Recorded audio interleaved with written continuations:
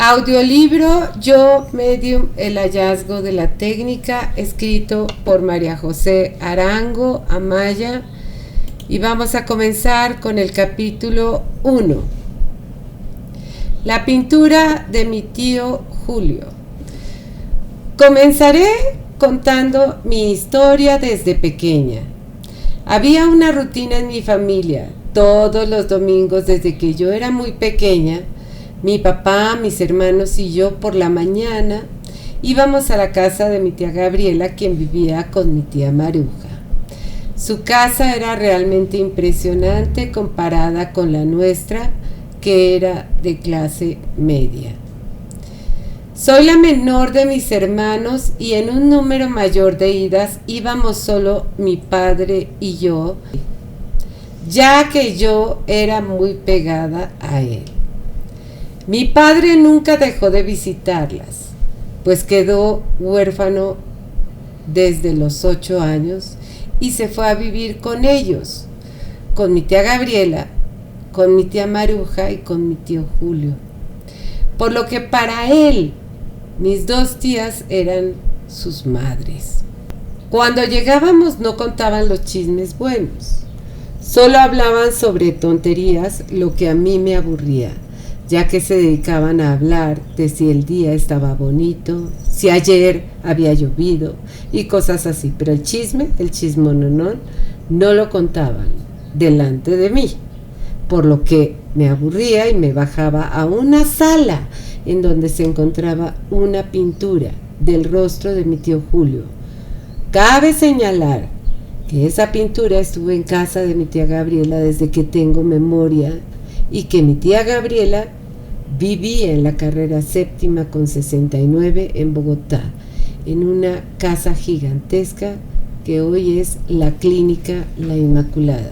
Yo creo que ya no es la Clínica La Inmaculada, yo creo que ya se vendió. Esa casa la compró mi tío Julio, que estaba casado con mi tía Gabriela. Mi tía Maruja vivía con mi tía Gabriela ya cuando yo nací, yo no sé si antes, pero mi tía Maruja era la que acompañaba a mi papá, pero para mi papá, mis tías eran como sus mamás. Bien, el caso es que para mí la imagen de ese tío al que no conocí resultó muy impactante, por lo que siempre bajaba al lugar en donde estaba y veía durante mucho tiempo esa pintura. Mientras que arriba seguramente estaban contando y discutiendo el chisme de la semana. Quizá por todas estas cosas que pasaron con mi tía Gabriela. Hubiera sido ella la primera dama de Colombia, etc.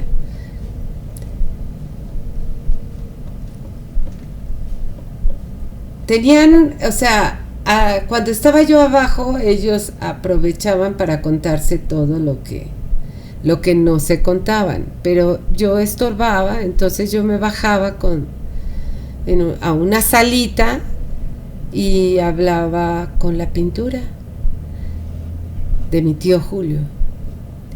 Jugaba conmigo un rato, después me sentaba y me ponía a mirar la pintura. Así me la pasaba.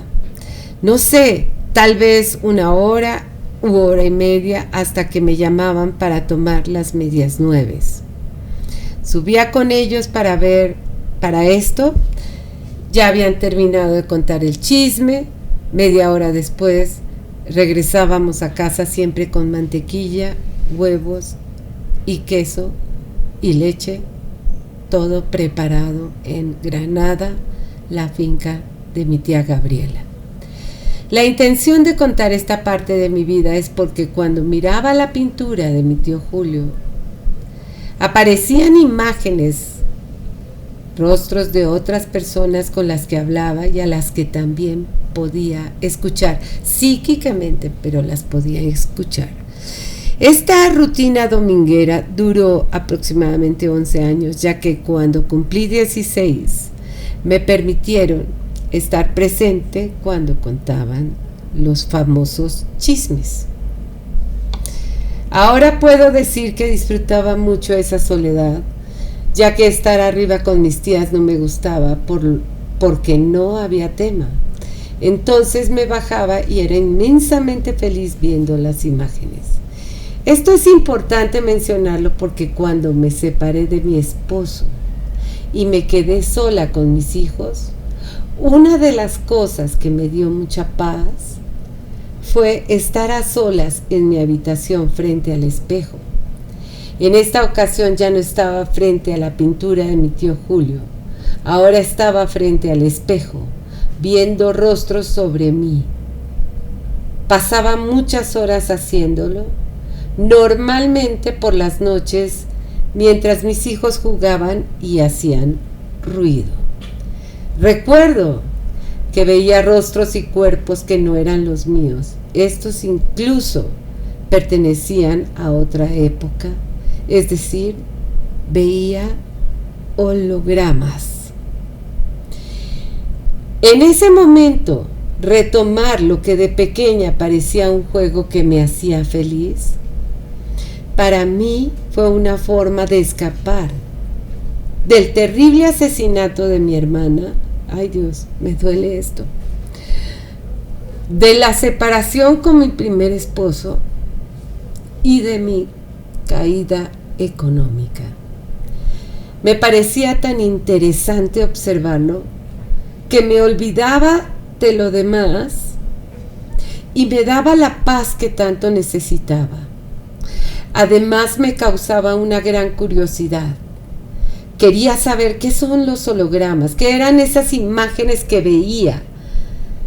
Así fue como poco a poco empecé a comprender el fenómeno del holograma. En una ocasión vi a Osama Bin Laden, líder de Al-Qaeda, el que tiempo después fue asesinado. La imagen era tan fuerte que sentía que lo podía tocar. De hecho, esto es entre comillas, de hecho hasta moví la mano para saludarlo y él miró.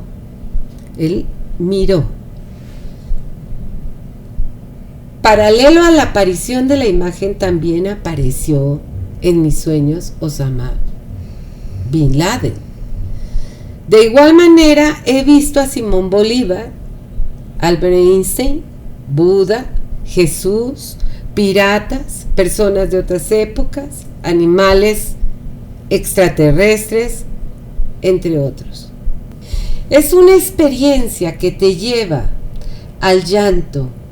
Es como cuando ves un paisaje tan hermoso que no puedes creerlo. Esto es igual.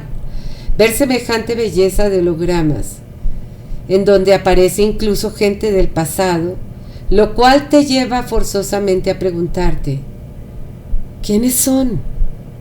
¿Por qué? Ahí están. Los veo sobre mi rostro.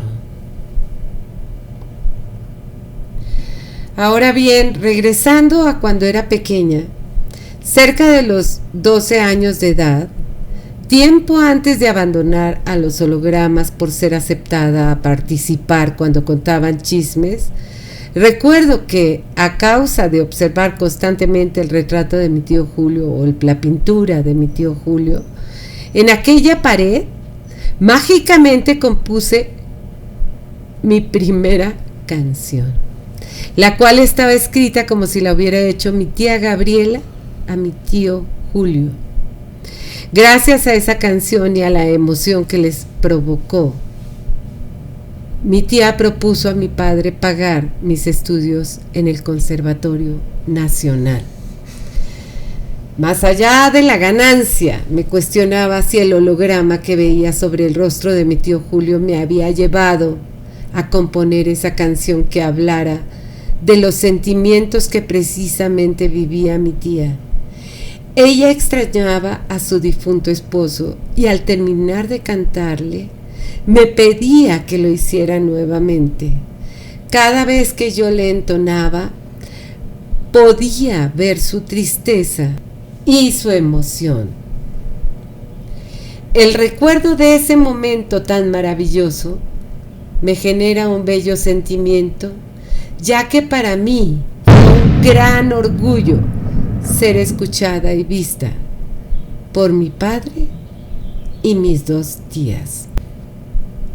Ahora puedo decir que si mi padre hubiera aceptado que mi tía se hiciera cargo de los gastos de mis estudios en el Conservatorio Nacional, gracias al holograma y a mi gusto por la música, hubiera dado un gran salto en mi vida, el cual no sé hasta dónde me hubiera llevado mi carrera artística. Más adelante entenderán por qué. A pesar de que mi padre rechazara la oferta, hoy me quedan claras las consecuencias del holograma y puedo definirlo como un láser que te permite saltar más rápido y más directo a tu deseo. Ojo con esto, porque de pequeña esa canción que compuse gracias a estar viendo la imagen de mi tío Julio, la pintura, hizo que mi tía Gabriela, mi tía Maruja y mi papá lloraran, literalmente lloraran. Ahora ustedes entienden que no me veían, solo hablaban de la lluvia y de esto, y tenía que bajarme a ver la pintura y a jugar un rato, pero me quedaba mucho rato viendo la pintura, y la consecuencia fue componer mi primera canción, que era de mi tía Gabriela para mi tío Julio, y los 3 lloraban y sacaban, recuerdo a mi papá sacando pañuelo para limpiarse las lágrimas. Entonces, no sabía en ese momento, pero ahora entiendo que cada vez que trabaja uno con el holograma, pega un salto no normal, es un salto grande, porque me ofrecieron estudiar en el Conservatorio Nacional, y eso hubiera sido un salto muy grande. Mi papá lo rechazó. De todos modos, me volví cantante. Esto lo van a leer después. Bien, reconectando con el libro. Para esto, desde que tenía 12 años tomaba clases de ballet clásico. Era un genio matemático en la escuela, y mis hermanas me enseñaban a tocar la guitarra, por lo que puedo decir que el ballet clásico, la guitarra, las composiciones musicales y las matemáticas eran mis cualidades. La nueva estrella de las canciones, título: La nueva estrella de las canciones. A los 18 años fui a competir al programa de televisión La nueva estrella de las canciones, el cual era conducido por Jorge Barón. De esta competencia gané el concurso pequeño, no gané el anual, pero posterior a ello me invitaron a grabar un disco de música de salsa con la ganadora, el cual fue titulado Mafia Bella. Desafortunadamente ya no cuento con él porque lo extravié. Tiempo después me llamó Augusto. Sí, es que miren, pasó esto. Yo grabé, yo empecé a competir y perdí, pero resulta que a la hora que tocaba grabar, en serio, los jurados, uno de los jurados fue el que me invitó a grabar, a firmar contrato con una disquera. O sea, no gané, pero sí gané. Bien.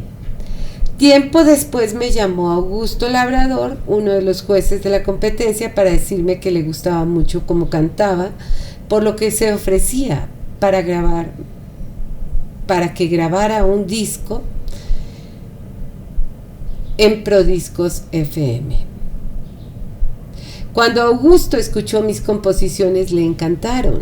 Posteriormente él compuso otras más, y con el repertorio listo me llevó a una disquera, a la disquera Prodiscos FM. A partir de ese momento me volví famosa a nivel internacional con una canción de mi autoría titulada Una noche y tú. Esa la pueden escuchar en mi YouTube. Ponen Una noche y tú, María José Arango, y ahí salgo. Cabe mencionar que el ser bailarina clásica y estudiante de ingeniería hacía que las personas me percibieran en el mundo musical de manera distinta a la que percibían a otros artistas. Posterior a mi gran fama me reencontré con alguien, inicié una relación con él y en ese entonces fue cuando caí en las drogas. Esta es una parte de mi vida que me duele recordar. Yo era una mujer estudiosa y juiciosa. Recuerdo que en alguna ocasión me ofrecieron marihuana, no me negué y la probé. En aquel momento no me gustó y sentí que no era presa fácil de las drogas, que básicamente estaba liberada de caer en algo así. Pero el hecho de que esa droga se me presentara en forma de cigarro me hizo restarle importancia, ya que sí fumaba tabaco. Poco a poco comencé a hacerme adicta hasta que esta horrible droga se convirtió en una necesidad brutal. Esa droga se llama bazuco. Inmersa en el mundo de la drogadicción, les comenté a mis padres sobre mi adicción. En ese entonces yo ya era una artista muy reconocida, tanto en mi país como a nivel internacional. Mis padres decidieron que viajara a México y estudiara la maestría en producción petrolera en la Universidad Nacional Autónoma de México, UNAM, y que a la par asistiera a psicoanálisis. En México vivían dos de mis hermanas, Marta e Isabel. Marta vivía en una colonia cercana a la UNAM, Copilco, mientras que Isabel habitaba un departamento en la colonia del Valle, la cual se encuentra lejos de la universidad, y a pesar de ello elegí vivir en ella porque me gustaba más la colonia y además era más cercana a Isabel. Cabe mencionar que pude darme este gusto porque mis ingresos no solo los obtenía de mi quehacer como cantante, sino que también ejercía la ingeniería en Colombia, cuestión que no abandoné, ya que en México conseguí trabajo como becaria científica en el Instituto Mexicano del Petróleo, ya que mi visa era de estudiante. El dinero que recibía me sirvió para mi manutención y el pago de mi psicoanálisis con el doctor Donato González Anaya, el cual manejaba la mejor técnica de la época. Donato no solo me ayudó con mi situación, sino que también me convirtió en la gran analista de sueños que soy hasta el momento. Por su parte, Donato era lo que llaman una vaca sagrada, pero un hombre muy amoroso y cercano.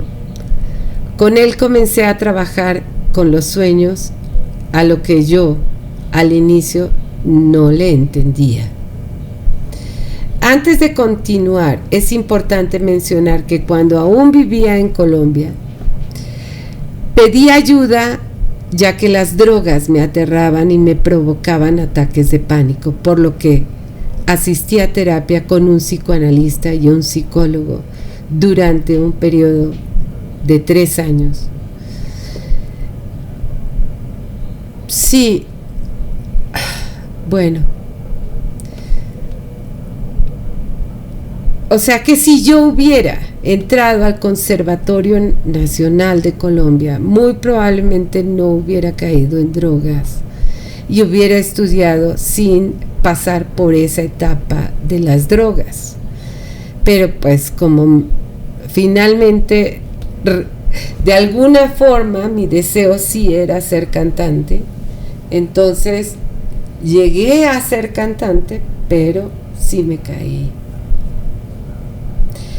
Y eso hizo que me fuera del país. O sea, al contarles a mis padres, me dijeron que no podía quedarme en Colombia y me vine para México. Pero todo esto sí tomé desde los 20 hasta los 23 años, sí tomé terapias con psicoanalista y con psicólogo, o sea que ya tenía estructura. Entonces a los 24, cuando llegué a México, ya buscamos a una vaca sagrada, ¿no?, que era Donato González, y con él inicié y terminé hasta los 40, de los 24 a los 40, o sea que casi que puedo decir que fueron 20 años de psicoanálisis en diván.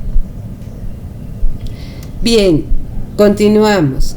El holograma regresa. Mi madre y el alcoholismo. Este es el título. El holograma regresa. Mi madre y el alcoholismo. Y yo pienso que ya, aquí nos quedamos.